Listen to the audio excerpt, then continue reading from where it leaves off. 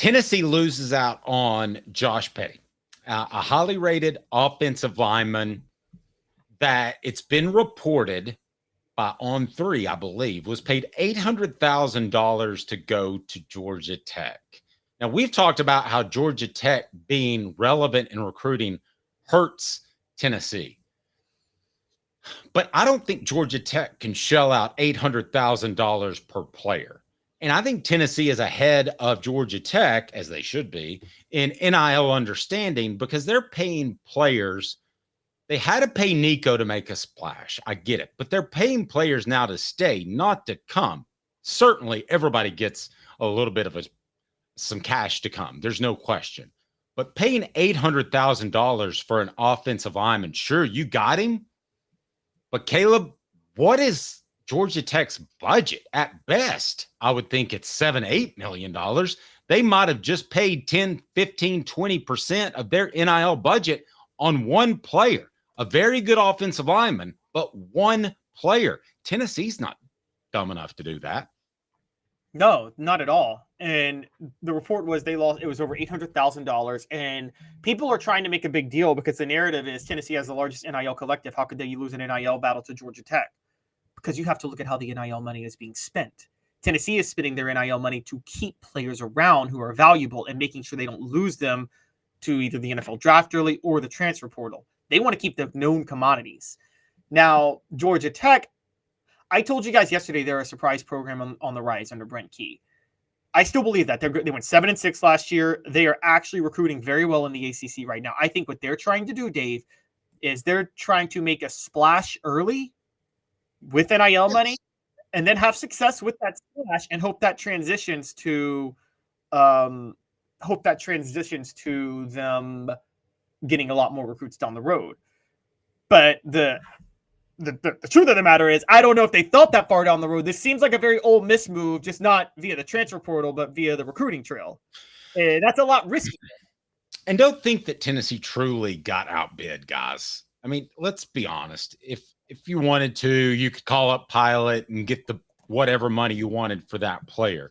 So you can be outbid for a certain player, but that's because you're not willing to pay the money.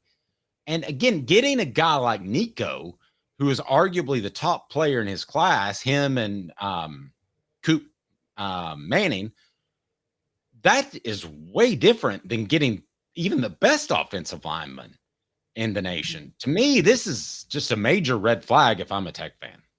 Yeah, this is weird too to me. You're right. Tennessee, we're not going to pretend Tennessee didn't go for the early splash. They did. They went for Nico Iamaleava. That was a splash. They wanted the splash to get the dominoes to fall, and the dominoes have fallen.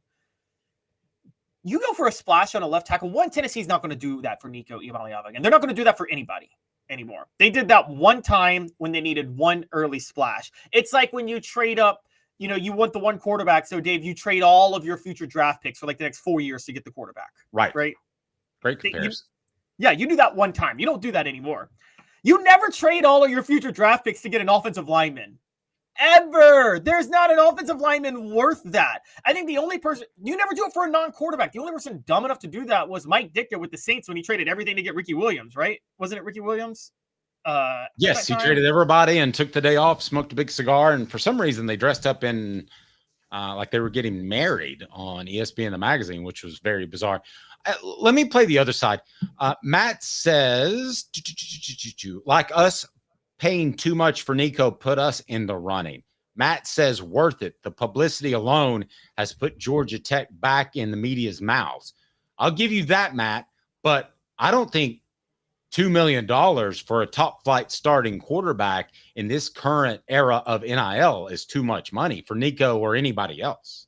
It's certainly more reasonable than $800,000 for a top flight offensive lineman who is not unanimously considered the best offensive lineman in the class. He's just considered one of the elite ones. This is just one blue chip. Tennessee was not. This is why he's at Georgia Tech.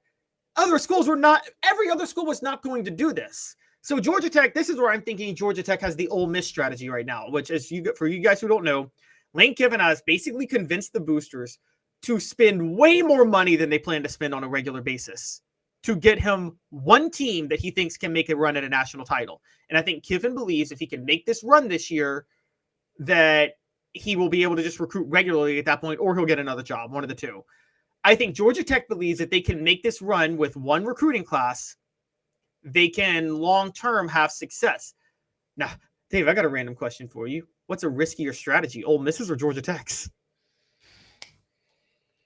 To build a program or to have a great year? To build a program. To build a program, it's definitely got to be Ole Miss's, because you could implode, couldn't you? Yeah, but so could Georgia Tech. You get a top 20 recruiting class. Does that matter anymore? They can all transfer in a year. Here's the other problem I have. If you pay Nico, listen, I've talked to a lot of players who said the quarterback's the quarterback. He got the best looking girl in high school. He gets all the love. We get it. He gets more money. We get it. But what if he plays starting left tackle and the left guard's getting $100,000 a year and he's getting $800,000 a year? That's got to be a little awkward, right?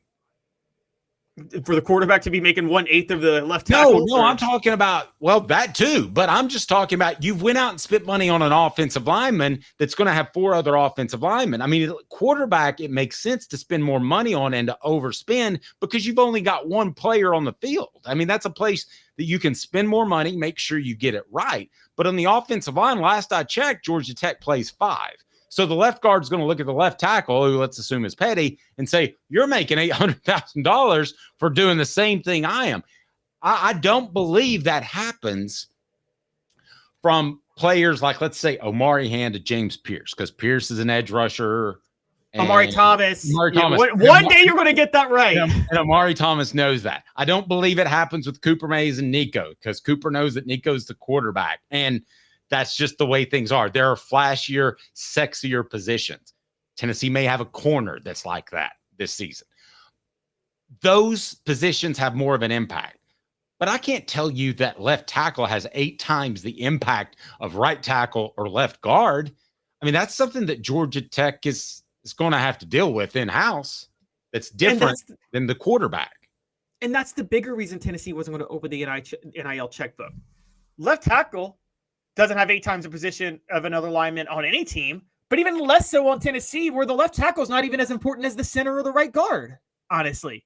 I mean, you guys can call me crazy, but I think the center and the guards are more important than the tackles for Tennessee and Josh Heupel's offense. No. And so I think that this shows that Tennessee they have the largest NIL collective, but they're not throwing money. They're very deliberate with what they do with it, right? Yes, I think they're deliberate, and I think they're being really, really smart. Petty is a huge pickup. We don't want to sell him short, but he's also 6'4", 255 pounds. So that's, I know. And he's not a unanimous 5-star. Well, and I know Florida State, Ohio State, and Stanford we're all in it for him. But let's look at this from the outside looking in. Ohio State's spending money left and right. I mean, did he really have those offers, or did he say he had those offers? Were they committable offers? I don't know. Before we go down that rabbit hole, though, remember this. Tennessee has 21 commitments. They're number 8 in the nation. And I think they pick up David Sanders on Saturday. They'll be a top 5 class. They're running out of room. I mean, if Petty is a borderline guy and at 255, I almost guarantee you he is, how much did you really want that guy? That's the other real question. I totally agree. And I think maybe they did. Maybe they scouted well. Because remember, Tennessee has been one of the teams. We haven't seen it yet, but a lot of the highly touted recruits guys that Tennessee signed, they identified way before anybody else did. That's kind of a known thing that they've been doing pretty well. And they were actually doing that well under Pruitt, but it's kind of a little bit different under Heupel. But so I do think they wanted this guy. I do think they wanted Petty. He's not a unanimous 5-star, but he is seen as a unanimous, very, very solid player who can develop. Wanted or would take? I think they wanted him. I think they wanted him. But I don't think they thought he was worth $800,000. And I think that put it this way. Josh Heupel's not losing sleep over this. No. Josh Heupel's not thinking, man, I can't believe I didn't get Josh Petty. No. Look at who the Vols signed this year. Bennett Warren, 6'7", 320 pounds. That's a little bit bigger, needless to say. Max Anderson, 6'5", 309 pounds. William Satterfield, who we've already told you is going to be a player this year. Satterwhite, 6'3", 300 pounds. I appreciate the catch. Jesse Perry, 6'5", 278 pounds. And I'm sorry, I almost left off. Gage Ginther out of Colorado, 6'5.5", 287 pounds. I'm sorry, but I'm just going to be frank with you. 255 is a major red flag. Major. Okay, but to be fair, he could get up to 300. We got to remember this. There's a whole another year of high school for him to play. Then there's conditioning programs. But when you add all of that in, you can see yourself getting into the 290 range, 300 range by the time you are starting in college football. I'm not saying I wouldn't take him because of it, but it's a red flag. Now, I want to know what he's doing with his offseason. Is he playing a bunch of sports where he's not able to put on weight? Or is he just not intent on putting on weight? Does he harbor, I don't know, some sort of weird notion about being a tight end? I mean, just 255 in and of itself is a red flag to me. And Matt says we would have paid for Petty if not for Sanders. Possible.